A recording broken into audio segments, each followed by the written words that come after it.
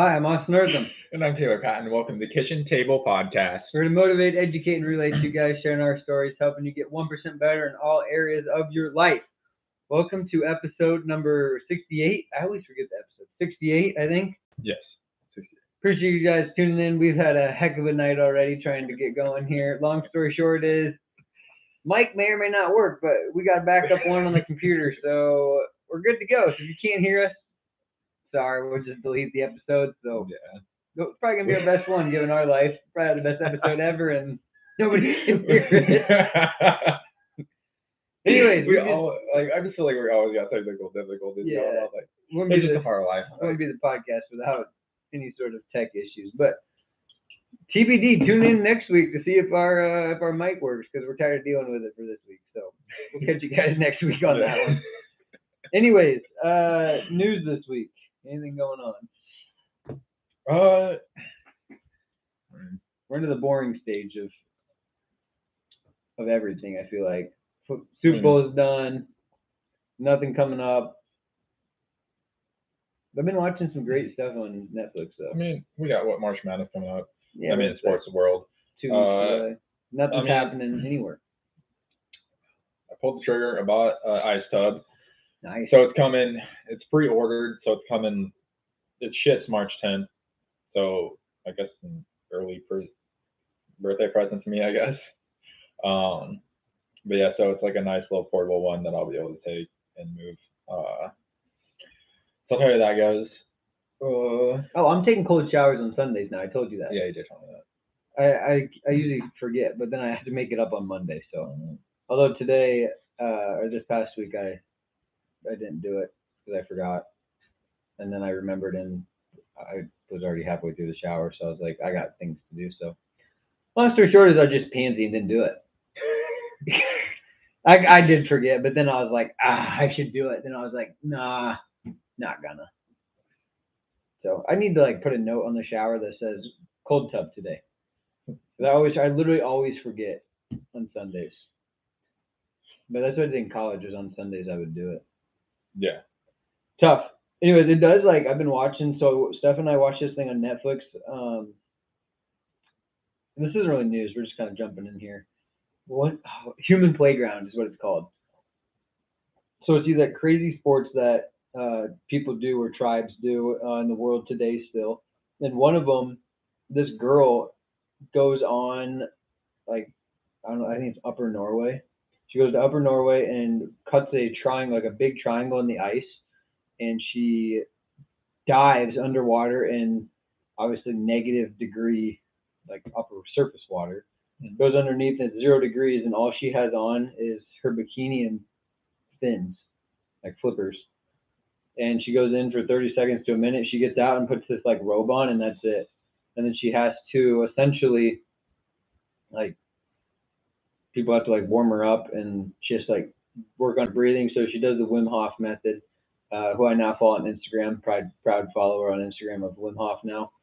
And it's just battling against yourself is basically what you're doing, and that's a lot about life, just battling yourself. I thought it was interesting how we talked about the cold tub and how hard it is to do it, and I was like, it just every Sunday it's crap, I got to do this today.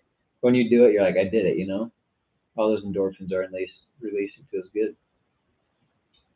Anyways, I just thought, and we're watching this. It's called Full Swing, the golf documentary. Man, to be great at something is so hard, so hard. We don't really think about how hard it is to be really top 1% at something. We always talk about getting 1% better, but we never talk about how to get to the top 1% and how hard that is. Yeah. I mean, we talk about how to get there. A lot of effort and dedication. Yeah, I guess we do talk about how to get there, but to actually do it is super difficult. Some people try their best ever, the best version of themselves, and they still won't be there. That's how hard it is. You have to have that natural gift to get there. So I was just thinking how hard it is. Anyways, what we got for today? That's great. That's a great question. I don't think I have a quote, but if I might, I do have a quote. Clients are your resumes. So, in whatever you do, hopefully you deal with people, right? And whoever you're helping, for instance, let's take a coach, right?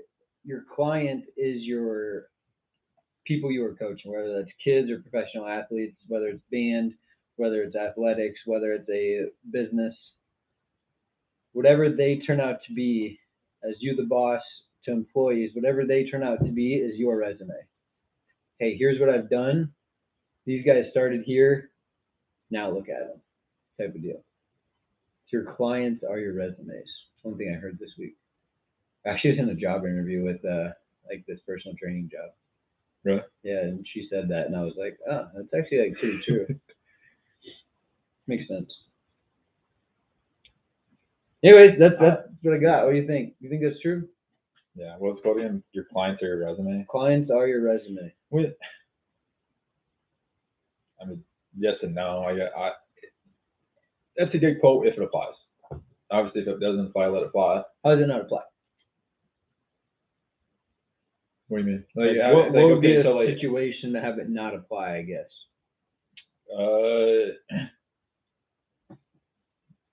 You code. No, you code for a credit card. Okay. You have no. Your results though. Knew that was gonna happen. Your results are what? The results of the That's what I'm saying. transactions, how smooth it's going. That's your resume. That's what I'm saying. But that's not your clients. That's just transactions. Well, So I mean, like you have to. clients transact. I mean, And whatever and the same thing with me. Like I work with juvenile delinquents. You got a loan. Like I work with children, so therefore, I mean, honestly, nothing that they do applies to me once they're on the out. While they're in, yeah, you can say that's my resume. While they're on Yeah. I would somewhat agree to that. I mean, still, yeah, free will. But at the end of the day, they're going to make their own decisions. Yeah, but a lot of times So- when they're going in, they're going to make more poor decisions than hopefully when they go out. So your client's like, hey, I Yeah, improved these people. yeah. Look what they've done while they were in Woodward. Right. And again, like that all comes with like most of the time people will adjust to fulfilling within a system.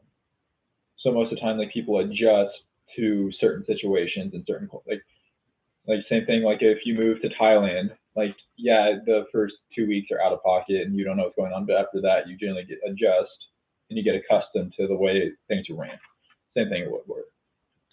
Kids are usually out, like don't know how things are going for 2 weeks, and then they get accustomed to it, or they kind of push back against it, and then they get accustomed to it after about a month or so. So therefore, I mean, like again, like to me, I guess that doesn't apply, or at least I don't. In my mind, it doesn't apply to me. I'm sure someone could explain to me how it applies. Mm-hmm. But I do think, yeah, like if you're working customer service, if you're working one-on-one basis with clients and that, like if you're coaching and now that, yes, that all applies. If you, again, like if you're working insurance, it all applies to a lot of people. It's pretty much your reputation. Yeah, that's what it's trying to say, I think. And I would agree to that. Yeah, Yeah. your reputation is your resume. Right. We're clean. We're clean. But that's what I'm saying. Is like I would accept that quote over your clients or your resume. Don't change it to how you want then. Yeah, that's what I'm saying. It's like The method is yeah. Your reputation is based on what you've done absolutely. what you've done in the past. Or I thought okay. One thing I don't like about it is if you're just starting out. I hate so. Long story short is I've been looking for jobs and stuff for next year, in case like football isn't a thing. Got to be prepared. So I think I found a job that I'm gonna do. But I also I just want to do personal training jobs too. So I've been looking. So I've had a couple interviews for a couple different jobs in general the last couple of weeks, and let me tell you, I am the best interviewer ever. Like not boasting, like I'm just for real right now. I'm serious. What do you mean by it? So like I should interviewee, I should say, because I just hit the right points. Interviewee, so you're like getting interviewed. Yes. Okay, there. Yeah, that's what I meant. I didn't mean interviewer. Although I do ask some great questions about like culture and why do people want to work here? If you had one thing that they need to fix, what are they and what are you doing to fix it? Like that kind of stuff. Like asking the tough questions are awesome. I just blow up at them. They're like, "Hey, you got any questions?" And some guys are like, "No," and I'm just like, "Yeah, hit me with this. Like, tell me what does culture mean to you in your business?" I just love it. Like, what do you think is the purpose? Why are you here? Yeah. And they're like, "Well, that's a good question." I'm like, "Yeah, I'm just gonna fire away." and obviously like relationships, communication. Like it amazes me. I'm gonna go off on a tangent here. It amazes me how, sorry, lack of a better. It amazes me how dumb people are. Like when I said in one of my interviews, like I think communication is the most important thing. They were just like, yeah, I totally agree. And I was like, yeah, if you're not talking to your clients or your students or your coworkers and about what's going on and you're all on the same page, then you're already in trouble, right? Something's bad gonna happen. Somebody doesn't know what's going on. They're like, yeah, I totally agree with that. And I was like, duh. Like, oh, you have to be trustworthy. Duh. You gotta show up on time. Duh. Like I just don't get how people don't understand this stuff. Like, you know what I mean? Like they seem like that's what I mean. I'm the best interviewee in the world. You just hit the main points of relationships first, then teaching, which obviously I'm big on relationships. I could care less about the teaching part. I think you should teach them about life. And then they're like, yeah, that's really important. I was like, duh. Like I just some for instance some school districts only care about what test scores are and stuff. And that bothers me. I shouldn't say and stuff because that doesn't really show any clear picture. Test scores, AP classes, merit scholars. Whereas what really matters is how are we preparing these guys to solve problems? How are we preparing them to work in a group? How are we preparing them to show up on time and work hard? All right, so mental toughness is from my book. I finished my book, by the way. It's called Do Hard Things by Steve Magnus. If you are your true self, if you are yourself, that's mental toughness because that's hard to do because society tells you to do this, this, and this. Yeah. Whereas you should just stick with your values and what you believe in. So I just can't believe how bad people are at interviews. And if the world would just if we could just stay simple and know what's important, honesty, communication, showing up on time, relationships, spreading your values and purpose, it'd be a lot better. And I do have one stat from the last week's conversation. You know that only 2% overlap between job pay and job satisfaction, meaning that they're satisfied with their job pay and they're satisfied with what their job is. So you got a bunch of millionaires who hate their job, and you got a bunch of people down low who hate their job, and you got a bunch of people in the middle who hate their job. That's crazy.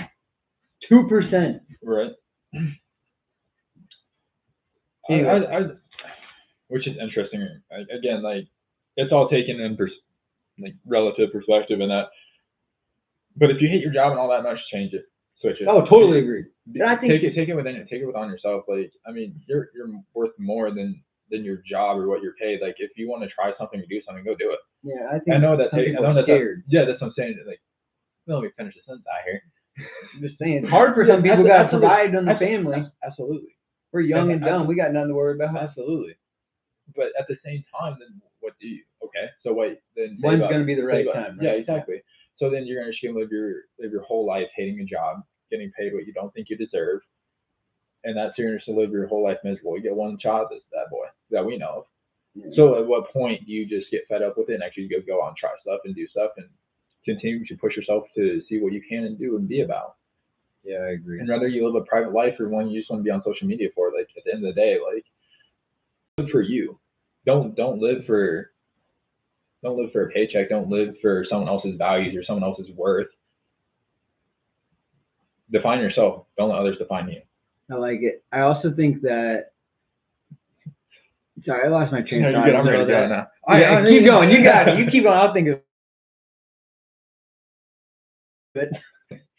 For me, I was just thinking about I just like the question and that I wrote it down. I was like, how do you feel when people infringe on your values or what you believe in and stand on? And for me, it really gets me going. It really frustrates me because I was like, this is who I am. This is what I value, and yet you so question it or don't believe or don't see or think that I'm not about that. Loyalty, huge thing for me. Mm-hmm. I stand on that till the day I die. And I had this I'm gonna say conflict, but it was more back and forth with another person. I'm like, damn. I was like, you really don't believe me or don't trust me, and that I was like, and so that hit me. I was like, after all this time, all these conversations, this, that, and the other, and you still don't have that value and trust that you still think I'd flip on you. So that was like, I was like taken back. And I was like, okay, put myself in that person's shoes, and then like, okay, so maybe they just don't have trust because of they've been burned so many times in the past. So I mean, I've empathy and I understand, but at the same point, like, you have to take every person, every interaction as itself, because that's all it is itself. Well, yeah, but I think if you're so like one of my interviews, we talked about like, what do you do when your boss disagrees with you? And I was like, if it comes down to values and you're disagreeing with your boss, something has to change. Either your values need to change, or the company's value needs to change.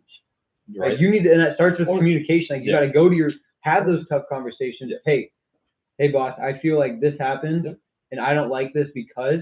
Talk to me why we do it this way. Absolutely. And you got to have enough cojones to say, hey, I don't like that. And if it keeps happening, you got to go. Leave. Find your true passion, and that's follow your values. That's what. Look, stand on what you believe in. Yeah, like don't. I know today, like it's hard because you get canceled. This, I know, and people are scared. Yeah, and the media. And I understand 100%. But again, like if you can't have conversations with people and you just get turned and bent every corner because of something someone says to you, like you really need to work on like your own self-worth, your own self-importance, your own self-love. And that's what I was thinking of, like back to the interview thing, because I was like, I really know who I am. I was like, I'm not looking for just a paycheck. Like I don't want to make, like, you could tell me a school could pay me $80,000 to teach, and I would say no if I didn't feel like it was going to be like worth my time. Yeah. Because I could care less. I mean, I want to obviously make decent money, but I don't care so much about the money versus why I'm going to spend my day there, and I want it to be worth it, so I know who I am. So something I was reading in my book again is it talks about like zooming out versus zooming in. So sometimes they relate to athletes or business leaders, how they get so zoomed in and they can't see everything around them. Whereas if you like practice boredom or like in the car, not listen to music, sit back and like you can start focusing on the broad picture, AKA where values come in because you see more situations.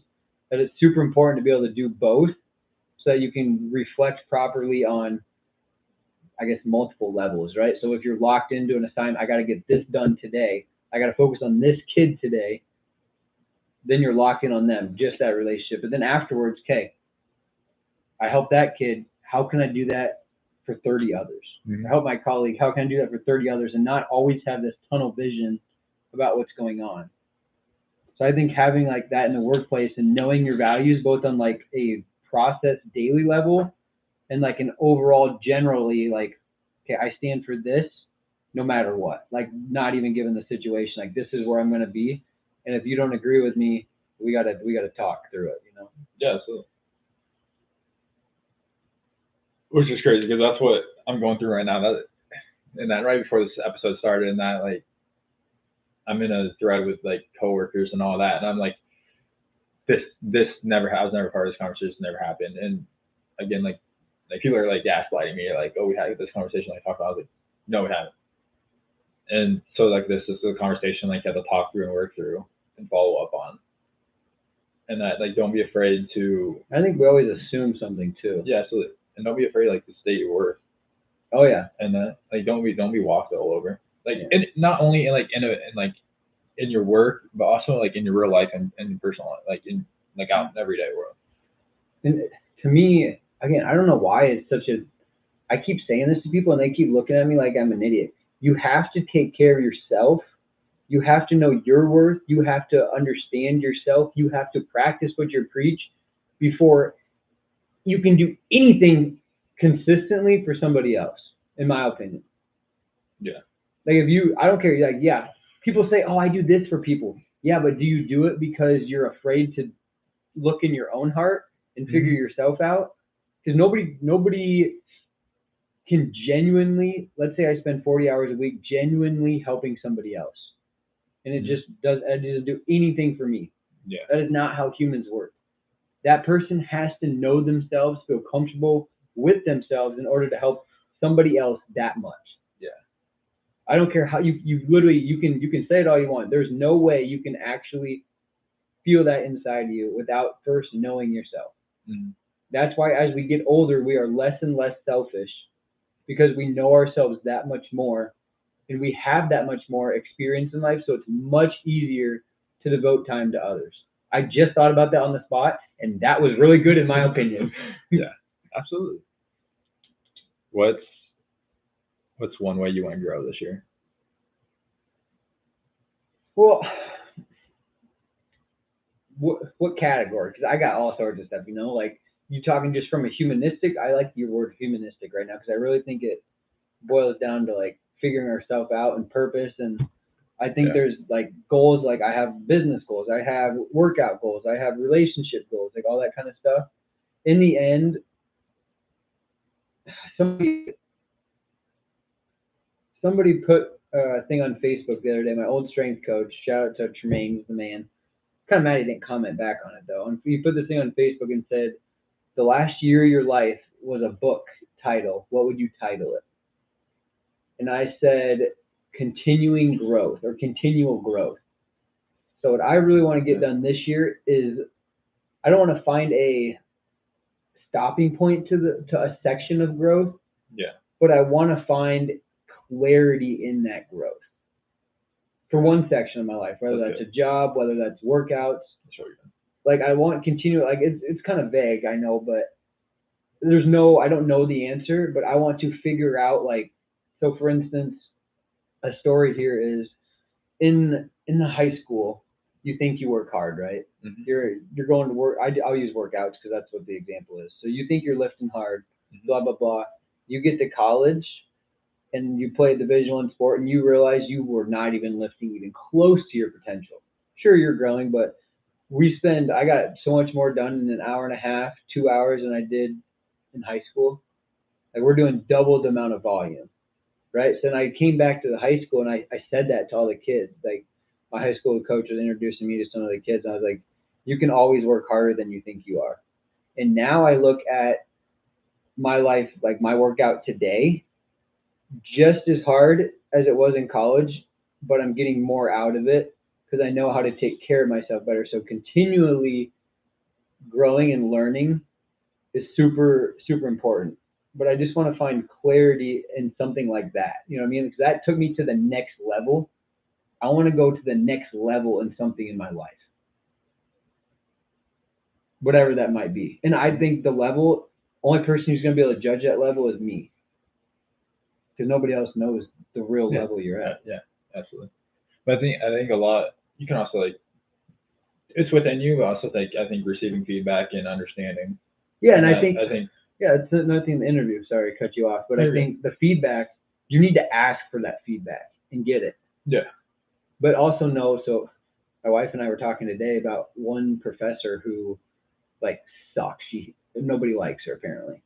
And she basically like graded it unfairly. And I was like, don't be too worried. It's one person's opinion of your work. And she's like, well, our work deserves more than that grade. And I said, good. The only person who needs to know that is you guys. Yeah. Like, who cares if there's one professor thought? You could do the same work for 10 people and get 10 different grades. Yeah. So I was like, if you know the value that you're putting in, you just got to find that person who, that job, that work environment, that person values that. You know what I mean? And then continue to grow on that. Yeah.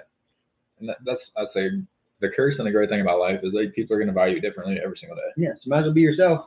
Yeah. And that you decide what your value is in life. Yeah. At the end of the day. This is funny because we're talking about like culture and stuff kind of right now. Yeah. One thing that I learned in my book that I wrote down, maybe it was a podcast, I don't even remember. I didn't write who wrote it. It said, culture should be what you envision it. If you're at a work meeting or you're at an event, let's say you're at an event Friday night with some coworkers or students, like colleagues in grad school, or anybody like on your team, it's a team event and nobody's talking. Everybody's just sitting there with a drink in their hand, looking on their phones. You, as the leader, did something wrong. Yep. Because what growth is happening in that room? Yeah. Nothing. People feel like they're obligated to be there. Mm-hmm. People should want to come and spend time there. Yeah. Whatever event you are doing, whatever you're in it, whether it's business, whether it's talking to students, whether it's getting together in grad school, whether it's your team. I mean, I just think it's crazy how people, again, everybody's just so so scared to be themselves. And then Andy Reid said, just won a Super Bowl. He said, show your personality. Mike Krzyzewski, who coached for Duke for a long time, he said, I want people on the Olympic team to show their ego. That's what makes them good. Yeah. There's my rant.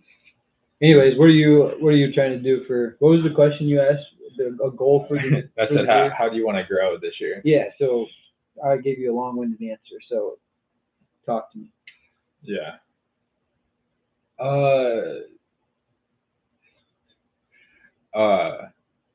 One way I want to grow is Out. right. Very true. Body wise, yeah. I don't know about growing up, but they're growing. Yeah. This is crazy because like I asked this question even though I didn't have an answer to this question. So I wrote down. You said something. I wrote down laziness, and I think that's a big thing. If I don't have a plan for the day, then I'm super lazy. Yeah. Or if like I don't have to be anywhere, do anything. Like I feel like I kind of just like let life happen instead of attack life. And so, and I self-realize this, but I also don't also find a solution, I guess, in that. So I know it's happening. I know it's like it's an issue, but like, see, that's the next level. Find a solution. Yeah. And so I think that's something I just want to work on is like realizing like the laziness and then being able to snap out of it quicker. How often, so this is going to come from my book again, how often do you practice boredom or reflect? Because what I'm struggling with is I need to start meditating again at night. Yeah. That's the thing. Is like I'm very like always listening to music, always jamming. I feel like I'm always going. You're doing something. That's like, what I'm saying. I don't just like sit there. And then so like when I have a day off and I don't have like I go to the gym, but other than that, like if I don't have anything planned or need to do anything, then I kind of just like let life happen instead of like it's not bad. Yeah, but also like there's so much I like people can do. Yeah, like I can lay there, but also like that's also like I could be cutting close to the podcast. I should be journaling. I should be like practicing. You gotta have flexibility, like some time fillers, I think. Yeah, and I think like I don't actively practice them enough because my time is so filled with other things like work, working out, meal prep, like all this stuff is just like. Well, I feel like what you're saying is a fine line in my opinion. One, because we're like, so first of all, we're like built opposite, right? Like I write everything down. Sometimes I write down what I'm going to eat. Yeah. You know what I mean? It's like I'm full blow, like this is what I'm going to do. Or like every day I know when I'm going to work, I'm listening to the Bible in ear every day. Yeah. That gets that moment. If I'm driving to Kansas City for a kicking camp, I know for first half hour I'm doing Spanish. Second half hour I'm literally, it turns into like 3 hours, dead silent. I'm just going to be in my thoughts because I could care less, you know? Yeah. But also, I'm also that type of person that if I have a down day, I want to do nothing. I love when nothing's on my schedule. Yeah. And when I put something on my schedule, it's like I have to do it, you know? Right. So sometimes there's a downside to like planning the downtime. You know what I mean? Like going with the flow isn't a bad thing. Yeah. And if it becomes super important, but I think that's then you just write it down. You do it. Exactly. Like working out is now important. I think that you have a lot of like the minor time fillers, and that I don't have. But sometimes that's the stress. That's what I'm saying. Yeah. But it doesn't have to be. No, that's why I try to like make it so it's not. Yeah. I think I just need to pick 2 or 3 things and put it in my week. Yeah. Like 5 minutes is. Yeah. No big deal. I don't know what else we want to go off over there. I think that was pretty. I'm just gonna talk about Vertago. Anyways. Yeah, so I think it's a bad thing. I just need to find like 3 things, and that I think just fill my time, and that. So I think journaling. I've journaled twice. What, in 2 weeks? Mm-hmm. And it's there. I think I just need to I just need to actively put it in my day, like write it down or like set a timer, and that so when it goes off, like I get or put a calendar note so my calendar goes off. because otherwise I'm terrible at just like doing it in the night, because then I'm tired, I just lay down. It's so interesting, And then- the struggles. This is going to kind of switch gears. I feel like it's so interesting to know the struggles in people's lives. Because like what you just said to me, like I got to write it down to journal. I was like, That's easy. But again, like you've done it for so many years. I know, and that's what I'm saying. But my step is like right now, like, okay, I have everything planned out. How can I grow a business now? Yeah. And that, to me, that's like, how am I going to do this? You know what I Yeah. mean? Like, it's stressful at night. How am I going to freaking figure this out? Right. How do I have enough money to figure that? Or do I have enough money to pay for this? How can I figure getting this website up? Like, all that other stuff confuses me. But for somebody else, like, that'd be super easy. You know, we both go to, we plan our day. We're going to work out. It's going to happen. Yeah. We got to get up in the morning. Okay, we're going to make it. It's going to get done, you know? Yeah. Whereas some people, like for the whole personal training job, some people, the workout's not going to be like, okay, do 3 power cleans every minute at 80% of your max. It's going to be, all right, 1 minute on the stair stepper without stopping. Right. Totally different lifestyle, but for them, it's equally as challenging Yeah. as us trying to do the power cleans every Mhm. minute on the minute for 80% of your max. Yeah. It's just, I just was just thinking about that when you were talking, Yeah. reflecting on how that was interesting to me. But Yeah. that's really most of what I learned this week. Yeah. There's this quote in David Goggins' new book. He just says, "Keep pushing. What's the alternative?" I saw you were reading that. Yeah, that's Yeah. so true though. Yeah. Like the alternative is not getting better. We're not Exactly. getting better as much. Yeah. He talks about how, like, I believe I wrote this down. He talks about like regret. And sometimes regret isn't bad because it pushes you forward. Like, he's not every regret in your life is a bad thing. No, but I think if you learn I from think- others and don't have to have the regret, you already skipped that step and are moving forward. Does that make Yeah. sense? Absolutely. But then again, I think sometimes like it's a value to have that regret to push you in life, Yeah. because you can learn from other people's regret, but without experiencing it for yourself or It's hard experiencing to it. really feel it. Yeah. And it doesn't mean as much. It's not worth as much. That's why like external motivation only works for so long. It's like the same thing in that. Because without your own internal motivation, your internal desire, your internal discipline, Mhm. then it just fizzles out just as fast as it came in. And that's something you don't want. You want it to stay in.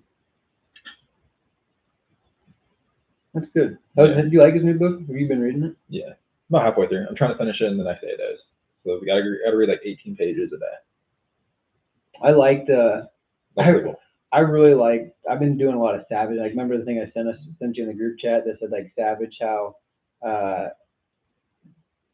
Joe Burrow was like. I said it on the podcast too. Joe Burrow was like, or the guy said, "What's the window for you to win a championship?" And he said, "My whole career." Yeah. Love it. Like that's like. Yeah. That's so confident. Right. And then the other day I He's put. so, I mean, again, like he's so young. I in this know. Period. So like, But people are already like, "How long is this gonna last?" He's Right. like, "I'm done playing I mean, football, bro." yeah, I guess like, it's a dumb question, but it's an understandable question. Because at the same point, like, how long is he taking the hits he's taking? 'Cause, like, Yeah, but I just think like that's a savage answer. Like to have that. Like, oh, absolutely. that's like the I'm gonna. And then David Goggins. I put this on my story the other day. David Goggins was talking about how everybody always wants to run with him because they think it'd be cool. And so one day he just got pissed off and he's like, "Fine, you want to run with me? Let's run." And then they said, "Okay, how far you want to go?" And David's like, "We'll just keep running until I want to stop." And they said, "Okay." So they're feeling good. And then because he knows like in the mind like they want to say they beat David Goggins. Right. So he's like, "You know what? Just keep going." Right. And then he tells the story how they get back to like this finish line per se. And he keeps going. Yeah, and the guy's like, "Oh, we're about done, good." And then he just keeps going, and they're like, "Oh, it's just demoralizing," you know. And I was like, "That's so savage, Yeah. just mentally just breaking you." I'm pretty sure he talks about that in his first book. He probably does. He does, because he talks about like how like there's a finish line and that, but then what happens when like I'm pretty sure he talks about like the sergeant or something like keeps running, and then everyone gets defeated, and that's when people quit. Yeah. It's because people thought there's a finish line, Life and that's is when a- he's like that's when he gets excited. Yeah, you got to keep pushing. Yeah. What's the alternative? You quit essentially. Yeah. CrossFit, they did that too. There's COVID year. They had a workout where they had to like go up and down these hills and stuff like that running. And then they got to the finish line, and Dave Castro, the games director, said, "Okay, now you're going to turn around and do it again backwards." And Matt Fraser was in front, and he just stopped and flipped him off. And then Dave's like, "No, I'm serious. Get your ass going." And then he's like, "Seriously?" And he's like, "Yes." So it's just demoralizing because like you give it all, you know, Right. and you get to the finish line, you're like mentally relieved, you're done. Nope, you're gonna do the whole thing, another 45 minutes. Right. Or in the human playground thing, now we're just going on mental toughness here in general. There's a race in the desert of Africa. I think it's the Sahara Desert. 156 miles, 6 days. Basically, you run a marathon every day in 130-degree weather with a backpack on. You sleep in tents for 6 days. The only rule of the race is if the camels get ahead of you, you're out. 1,100 some people did it in the year of the video, so probably last year. How many do you think finished? 3. 40. Okay. That's like, what, 5%? Yeah. Something like that. That's Finished it. That's crazy. People get like cramping, heat exhaustion. A couple people died. Now, do you think about it on paper? I could do that, right? Walk a marathon a day, easy. right. But then you actually like, are in the heat and like doing it, and it's like a mental. Nobody's out there. It's literally just you, yourself, and your shoes and backpack. Anyways, I just think mental toughness was so interesting. Absolutely. Values are so interesting. Life's just so interesting. Absolutely. We gotta think of a title for this episode. Anyways, you got anything else? I'm pretty much good. Yeah. Make sure you drink your Vitargo. I got a new stat for Vitargo, baby. Even though we already had the ad in here. 25% performance improvement in power. What do you mean by that? Or maybe there's two. I'm getting two stats. I gotta check my sources here. Hold on. I gotta make sure I get this right. You can't say you got a stat and then I not know. have the stat. No, you're right. I did bad there. Give me a second, people. Oh, I'm here today. I'll still be here tomorrow. I really did mess that up. That wasn't good. Yeah, I got it. Ice forward. Score, baby. Oh, wait there, son. I got it. So 7% of power output using Vitargo over. It didn't say the period of time. Okay, what's that mean? So power is. Do you not know the look? Here's homework. It's not that you got to explain to me. It's like we're also talking to an audience out here that has no clue what you're talking about, except for maybe the one person. Good point. So you dumb it down for people. Here, my guy. So power is basically work. I'll just do the definition. We'll just go straight up so I can explain it correctly. You got to be the CEO. Yeah, you gotta be CEO. So not power like that. Power isn't like Power of Healing. No. Power Rangers. So power, right here. I should know You this. get like a I power feel up? dumb now.